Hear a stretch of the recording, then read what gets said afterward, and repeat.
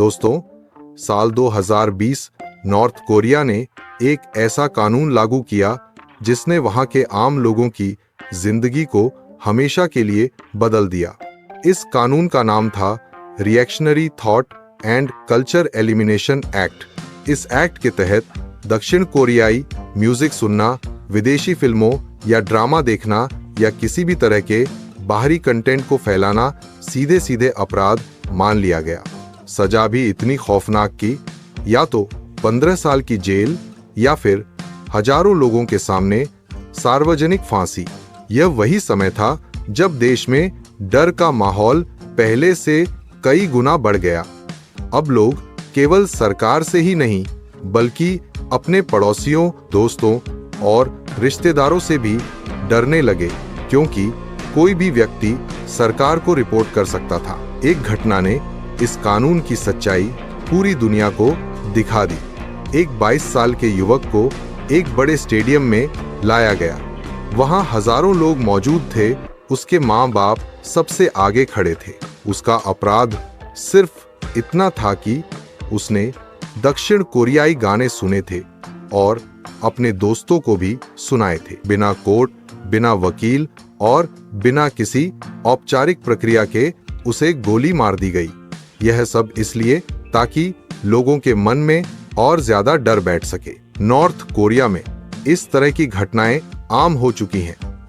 यह देश पूरी तरह से एक खुले जेल जैसा है, जहां जन्म लेने वाला हर इंसान जानता है कि उसकी जिंदगी सरकार की मर्जी पर चलती है। इंटरनेट, टीवी और मीडिया सब कुछ सरकार के हाथों में है। स्कूलों में बच्चों को शुरुआत से ही यही सिखाया जाता है कि सुप्रीम लीडर भगवान जैसे हैं और उनकी हर बात अंतिम है। लोग जानते हैं कि यहाँ आजादी सिर्फ किताबों में है, असल जीवन में नहीं।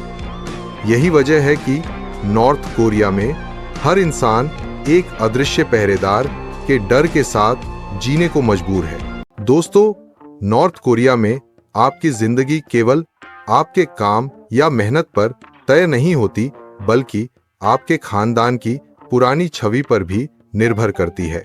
यहाँ सोनगुन नाम का एक सिस्टम है, एक सामाजिक रैंकिंग जो यह तय करता है कि कौन उच्च शिक्षा पाएगा, किसे सरकारी नौकरी मिलेगी और कौन मजदूरी करेगा। अगर आपके किसी रिश्तेदार ने कभी सरकार के खिलाफ कोई कदम उठाया हो या भागने की कोशिश की हो, तो आपका स्कोर हमेशा के लिए कम हो जाता है। उसके बाद चाहे आप कितने भी होशियार या प्रतिभाशाली क्यों न हो, आपको अच्छी शिक्षा या करियर में लाभ नहीं मिलेगा। इलीट परिवारों के बच्चों को विशेष विश्वविद्यालयों में भेजा जाता है, जहां उन्हें मिसाइल तकनीक और रक्षा के गुप्त प्रोजेक्ट्स पर काम करने की ट्रेनिंग दी जाती है।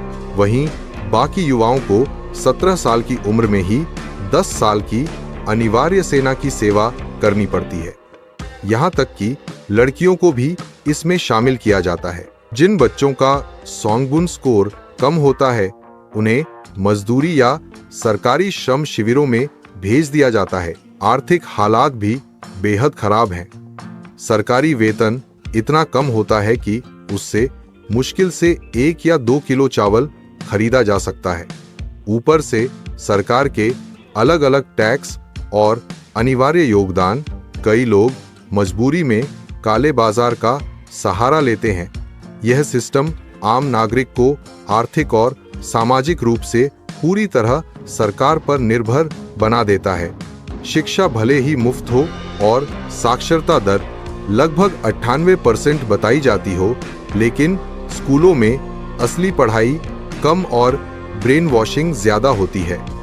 हर किताब, हर पोस्टर और हर कहानी में सिर्फ एक ही चेहरा होता है, सुप्रीम लीडर और उनके पूर्वज।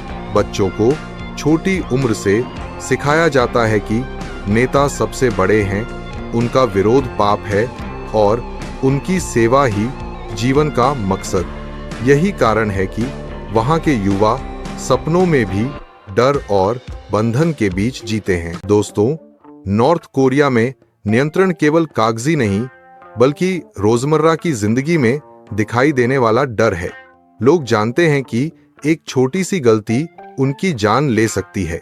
हाल ही में 2 किशोरों को केवल इसलिए एयरफील्ड पर लाकर सार्वजनिक फांसी दी गई क्योंकि वे स्कूल में दक्षिण कोरियाई और अमेरिकी ड्रामे देखते थे। सरकार अक्सर ऐसे मामलों में पूरे गांव या मोहल्ले को इकट्ठा करती है ताकि सबक दिया जा सके कि कानून तोड़ने वालों का अंजाम क्या होता है। यहाँ तक कि घर में आग लगने जैसी घटनाएं भी इंसान की किस्मत तय कर सकती हैं।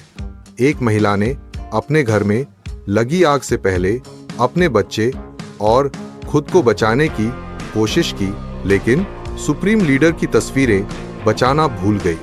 इसके बाद मीडिया ने उसे अपराधी जैसा दिखाया और समाज में बदनाम कर दिया।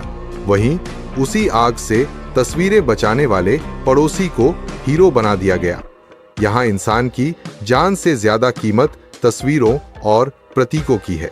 लोगों को अपने ही देश में घूमने की आजादी नहीं है। एक प्रांत से दूसरे प्रांत जाने के लिए भी परमिशन चाहिए। सीमा पार करने की कोशिश सीधी गद्दारी मानी जाती है, जिसकी सजा या तो उम्र कैद है या मौत।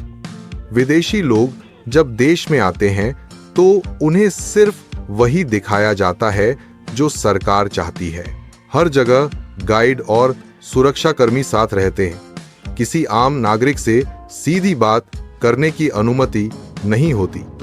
मीडिया और इंटरनेट पूरी तरह सरकार के हाथ में है। फ्री स्पीच का नामोनिशान नहीं। हर नागरिक जानता है कि सरकार की नजर हर वक्त उसके ऊपर है।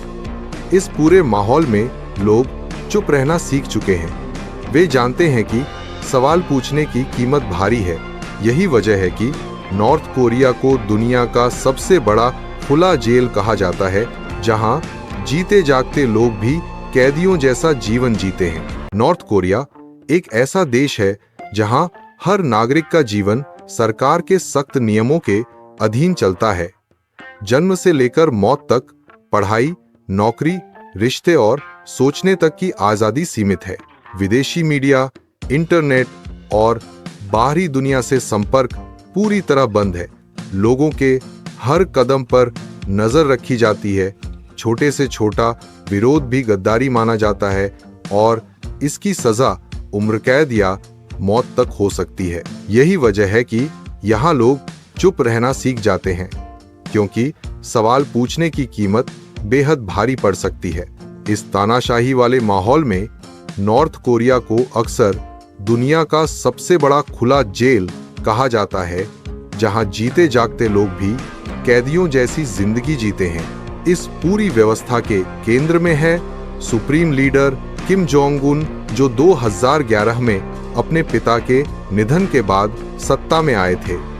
उनका शासन और भी कड़ा हुआ, जिसमें नेता को भगवान जैसी छवि दी जाती है। स्कूलों में बच्चों को शुरू से यही सिखाया जाता है कि किम जोंग उन की हर बात अंतिम है और उनकी सेवा ही जीवन का मकसद। हर दीवार पर किम जोंग उनके पोस्टर और नारे ही लगे रहते हैं। नॉर्थ कोरिया का नियंत्रण इतना गहरा है कि लोगों के हेयर स्टाइल तक के नियम सरकार तय करती है।